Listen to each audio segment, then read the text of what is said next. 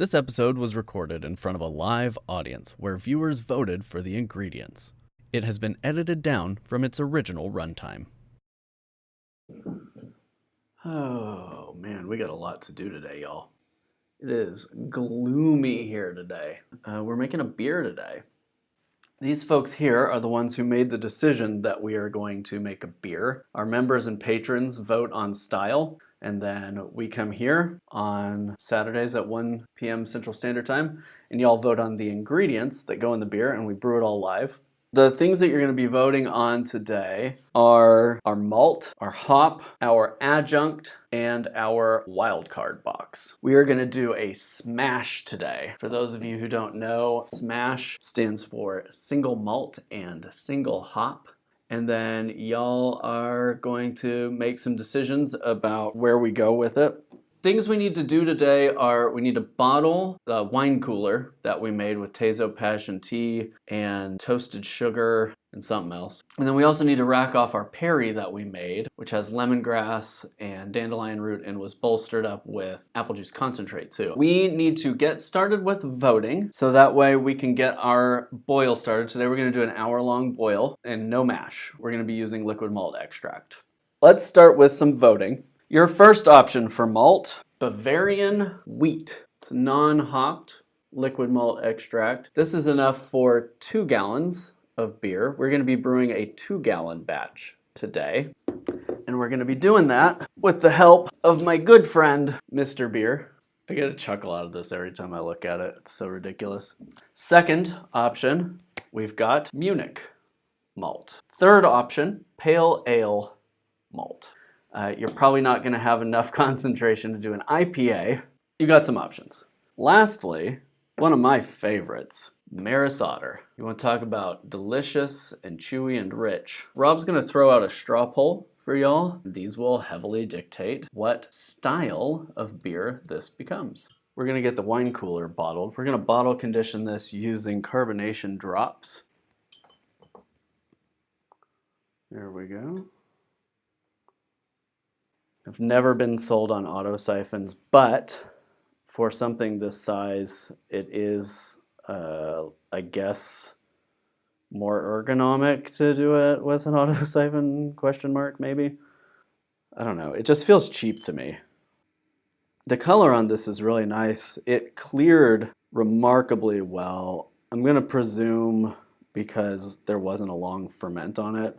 So now that it's been sitting in secondary for so long, it's had plenty of time to sit and clear out. And I think bottle conditioned, while incredibly light, this is going to be nice and refreshing. In Oklahoma, up until just a couple of years ago, in grocery stores, the highest alcohol beer you could buy was technically 3.2%, though some folks got away with selling 4% beer somehow. And so a lot of Oklahomans were used to low point drinks. I'm about to call this poll here in a minute. We're voting on what malt we're going to use, and then we need to get the boil started. Oh yeah, Maris Otter. Okay. So the next thing y'all are going to have to vote for is our hops. So I went down to Brew Shop OKC yesterday. I really picked through their hops and tried to pick some stuff that would be interesting. So our liquid malt extract goes in, and we're going to top this up with 1 gallon of water and get this boiling. Your first hops option, it is English Progress, and its flavor profile is described as spring grass, herbs, and fresh flowers with hints of dried mint. 5.8% alpha acid from the UK. English Progress is your first hop choice. Your second choice, and this may have been a better pairing with like maybe the Munich, but this is German Mandarina Bavaria hops. 10.1% alpha acid hop, and it has aromatics of grapefruit, tangerine, and lime. Not necessarily what I would pair with Maris Otter, but it's also not my beer. Yeah, molassesy liquid gold. Look at that. English Progress sounds like a euphemism for cultural genocide. Woo! Truth bombs, and yes, agree. Maybe they could just call it the colonizer. Third option, I had not heard of hop hash before. And so I had to ask my boy Tanner at the brew shop what hop hash is. And he said it's the stuff left over after they make hops pellets. I guess they decided why waste it when they can sell it to guys like you. It's like, yeah, okay, you got me. This is hop hash from crystal hops. Aromatics are earthy and herbal, 12.3% alpha acids. So let's get this boil started, because I promised an hour boil. For our wort chilling today, we are going to be using dry ice, so get hyped for that. And we've got to do a little stir, stir, stir. Okay, and so your last option for hops, there's this book I read by a guy, it was kind of like his memoir of starting a microbrewery. He mentioned that he did a single hop with a hop that he had never been able to get his hands on, but he's able to get his hands on like 40 pounds of them to do this beer. And he thought, like, it'll be a cool one-off thing, like maybe his friends would enjoy. And it turned out that they were just like fawned over it, couldn't get enough of it. Then I was looking at my hop variety handbook. It talked about how expensive this hop is and how inaccessible it is. And I was like, oh, okay. I'm putting all the pieces together on why I bookmarked this hop in my head.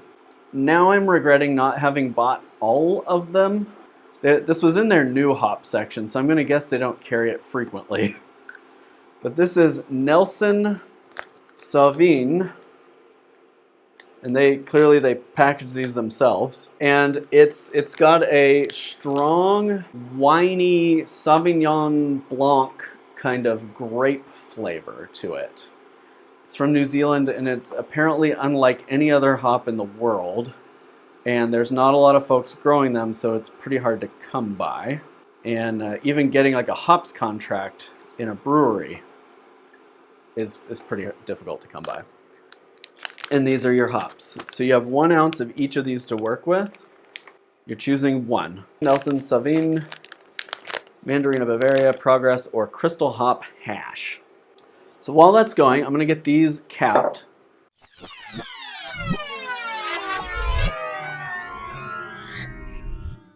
Axel says, I'm thinking the Mandarina Bavaria would pair nicely with a Pilsner for that tangerine flavor.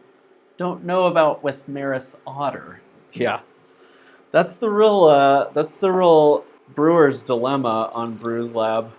And part of the fun of this show is experimenting with combinations that you would never really pick, and then maybe here and there we'll find a winner. We need to get our Perry racked off so we can taste that. This is a Perry made with dandelion root, lemongrass, pear juice, and apple juice concentrate. The clarity is actually pretty nice. I can see that it's got haze in there. We may want to end up adding pectinase to this at some point to help it clear up. Pectinase, or pectic enzyme, is an enzyme that helps break down pectins, which are in the cell walls of fruit, and pectins can contribute to a haze in wines, mead, ciders made with high pectin fruits. And so if there's a stubborn haze and you're interested in having a clear final product, adding some pectic enzyme, it's a great way of doing that. I'm like vaguely remembering putting like citra hops or something in here. There is so much trub in the bottom of this thing. Yeah, we're at 179, so we're getting close.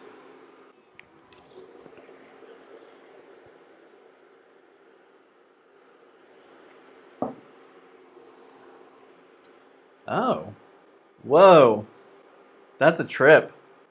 It tastes like a dry cider, but it's like, there's more of like a residual warm smoothness to it, like that you might almost sense as sweetness, but it's not sweet. And then the citra and the lemongrass are like, pop, pop. At first, it was hard for me to tell if I was tasting hops or lemongrass, and they kind of jab back and forth, but it finishes with the citra. The lemongrass is definitely there though.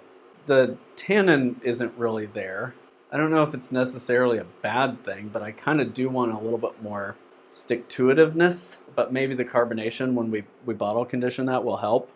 Crystal Hop Hash, far out in the lead. Interesting choice. Wow, nobody wants to use the Nelson. Just one vote for it. One brave soul. So y'all are like, just throw the manufacturing debris in there. Why not? Our bittering charge will go in this tea ball. And then I have these little quite permeable tea bags that we can use for aromatic additions. You want to do like half now and then the other half with 15 minutes to go in the boil. Does that sound okay? So for those of you who are like, what the hell is this guy talking about? Adding your hops at the beginning of your boil and boiling them for a longer period of time is going to extract more of the bittering. If you add your hops later in the boil with less time to go, or at flame out, or dry hopped into your primary or secondary, you're going to extract more of the aromatic compounds. And the reason we're boiling this with the fermentable sugars is because that actually helps extracting from the hops. Okay, I'm cutting the heat. We went from an hour-long boil to a no boil. Real quick. I think we're gonna have to put it in the tea bag, y'all. Like when they say hash, I don't really know what I had pictured, but it wasn't this. Okay, that's about half. It's rough half. So we'll get that in there. Today on BrewsLab, teabagging. A few gamer references probably can't hurt the SEO. You can see we're at 192. Can you see that? 192, perfect.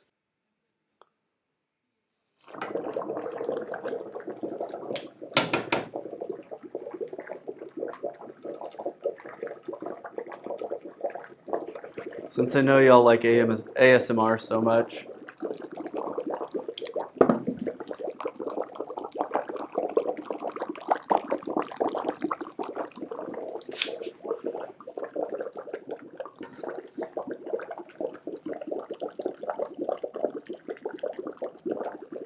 trying to chase it around so I can reduce the splashing a little bit.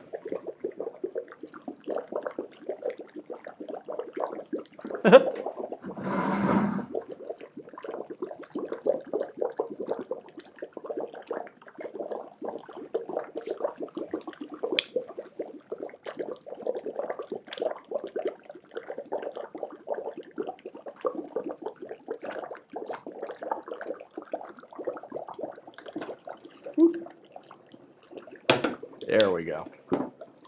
It was like up on the side of the Dutch oven. Beautiful. Wyatt Tindy says, now this is real mad science looking stuff. I know it's hard for y'all to see, but our temperature is down. We are now down to 176. As this continues bubbling away, let's talk about adjunct. Your options for adjunct today. Mugwort, which is an herb. It's often used in Groot, so I'm not incredibly familiar with it. I recall it having a minty flavor, if I recall correctly. Not a strong minty flavor, but just like a grassy, minty kind of flavor. Our second potential adjunct ingredient is bitter Curacao orange peel. And these are big chunks of dried orange peel. They look chalky. Yeah, there's no way you can see that. They look chalky almost. See that? There's definitely some bittering that could happen from the orange Curacao. We also have tangerine peel, another option for bittering. And I chose tangerine peel because I thought it was weird that they had it. And your last potential adjunct option to vote for, rose hips. We've got a full 3 ounces of these. I don't think we would do the full 3 ounces. And don't forget, we've got one more box for y'all to vote on, which is our wild card box. And there's going to be 2 votes pertaining to the wild card box. Hogwarts? Nice. Keen Kitchen says, I've used the tangerine peel before and it adds a good aroma. It did sound like it could be good in a beer. if it was left to be like one of the primary flavors. And I think that's the fun thing about doing a smash, is you don't have a lot of competing flavors in there. So you have the opportunity to taste those different things. So I need to fill up another tea bag with your other half of your hop hash. Here's our other bag of hops. Just throw it back here for now. I've never brewed with rose hips. I'm not sure what they would bring to the table in a beer like this, other than maybe some color, but that Maris Otter color is probably going to be pretty dominant anyhow. I don't know. It's not my brew. I'm just here to facilitate. It is quite tied up. 4 to 4 to 4 to 2. Anyone can go in and break the tie right now. How exciting. Somebody gets to be like the deciding factor potentially. We've almost got this chilled down to where I'm comfortable putting it into the Mr. Beer on top of that other gallon of water I've got back here. So I've got our sanitized Mr. Beer that I assembled right before the program began today. We've got some experience on the YouTube channel with doing brews in this thing. It's a weird system. It doesn't really give you much wiggle room for a secondary fermentation. So TBH, we're probably going to be bottling right out of this thing. And I'm going to get this blended up. And this has the potential to be a real freaking mess. So get hyped for that. I'm going to pull our flame out hops out of here. Give it a gentle smudge.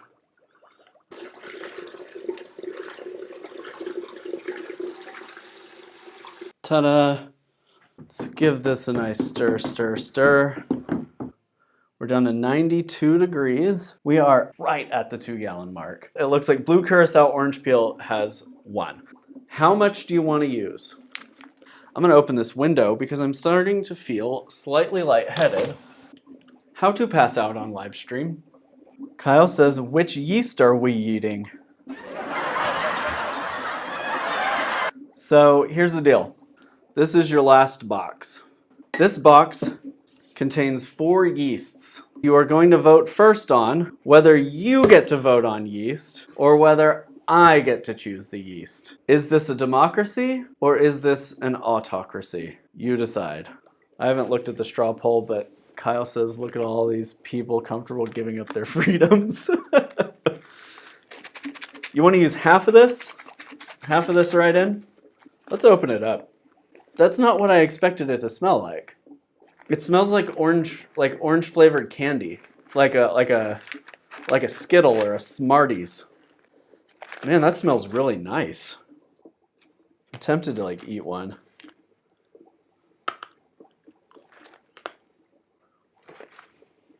That might have been a mistake. Oh, that's nasty. I'm sure it'll be great as an aromatic. If it is that bitter, I would go with half, taking into account the dry hopping. Yeah. I'm with you on that. I don't have enough room to measure this out, so this is 12 grams. And then I will need to put another 2 grams. Nice. Yeah, they ended up wanting to do essentially a no-boil beer. Oh. So we put our first hop addition in at flame out, which meant I brought this up to a boil and then turned off the heat and put our hop addition in. So then we're going to be dry hopping with the other half of our hop hash here, which I guess I should just, I can suspend that with the lid. That'll be nice.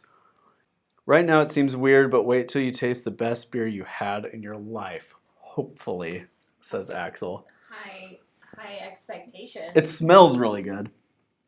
It smells. There's a lot of carbon dioxide in here because I put more dry ice in here. It smells good. It smells like beer. Okay, so y'all are voting in the straw poll on whether or not this is a democracy or an autocracy. I'm almost nervous to see what the vote is. Oh, looks like it's going to be a democracy. Seems right. What a bummer. So let's talk about yeast. Your first option, this is Opshog Kvike Ale Yeast. Opshog is like choosing vanilla at the ice cream shop. Our second yeast option, Philly Sour. This is a yeast strain that produces lactic acid, during its alcoholic fermentation. So you don't have to co-pitch or pitch with like Brettanomyces or whatever to get a sour. You can just throw in Philly sour yeast. I'm not hype on this. not hype on this. Third option is a Kolsch style ale yeast. It is a product of Austria. And it says Köln on the side of it. I don't know what that refers to. And our last option, Imperial Yeast's flagship, A07, which I think Rob told me is a whole lot like US05. Ah, it's Kolsch style because it can only be Kolsch if it's made in Köln. Got it. See, y'all are teaching me today. Can someone tell me what kind of flavors or what character we get out of that Kolsch yeast? Now I own it, so it's gonna have to go in something at some point. And like, how did they find it? Were they just sampling trees at the cemetery and like, oh, hey, let's make beer out of this one. Kolsch beer is a light, fruity, refreshing beer. See, maybe we should be going that route. I guess you can't change your vote after you've cast it, though. I know y'all having fun talking about yeast, but how long do you want to do our dry hop? 1 day, 2 days, 3 days, all of primary? Yeast choice is incredibly important, and I feel like it is often so overlooked, particularly by those of us who trend toward country fruit wines and meads.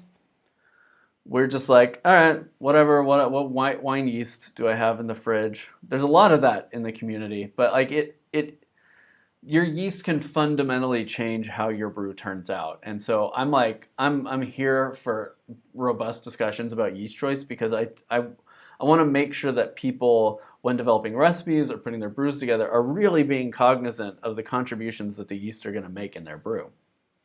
Honestly, the reason yeast landed in the wild card box this week is because I knew that no matter what made its way into this fermenter, the yeast was going to be the thing that really decided the direction of this thing.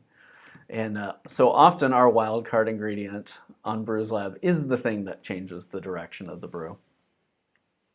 I think this has been a pretty successful brew day.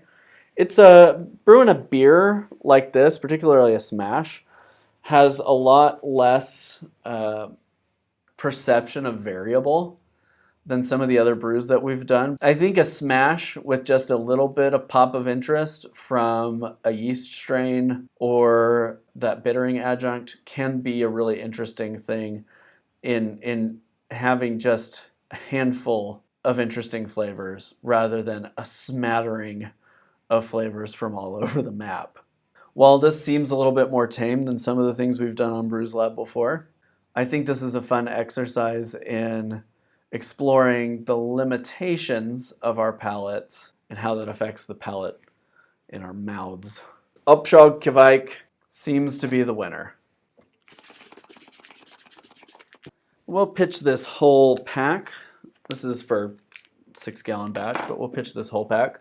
The wonderful thing about Kvike can be dried. So once this is done, I'll do a yeast washing on this and dry this and create some flakes, and then I can share with friends.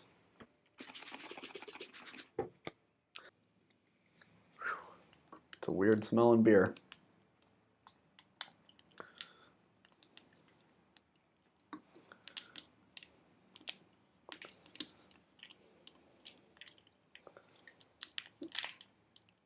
All right.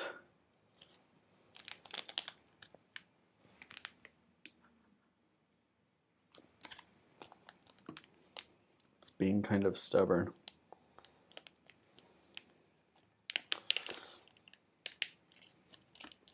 Kvike is in. The Philly Sour will come back on a future episode, I promise. And last thing we've got is our dry hop, which we'll just hang out the side here. Screw our lid on and let it ride. The manufacturer's website for Sarzan says to keep it in a tightly sealed enclosed container. If you mention doing that on YouTube, you will get troll comments from people telling you that you're wrong, even though that's what the manufacturer says.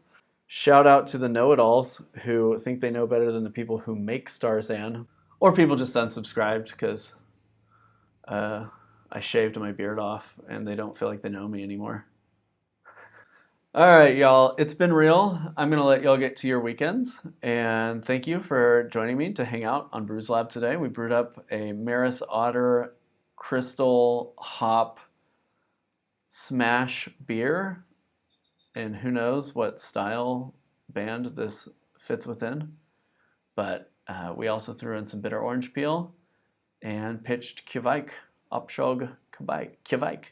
Y'all, the mead you made last week smells so good.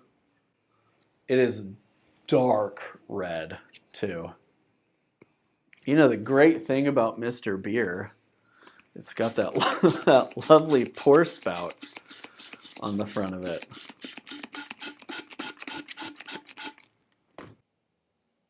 We are right at 1.050. 1.050, which may slightly be affected by the 88-degree temperature of our must. That hydrometer there is calibrated for 60 degrees Fahrenheit. CJ, the grain bill is 3 1/3 pounds of Maris Otter liquid malt extract. It's a smash, so it's only Maris Otter.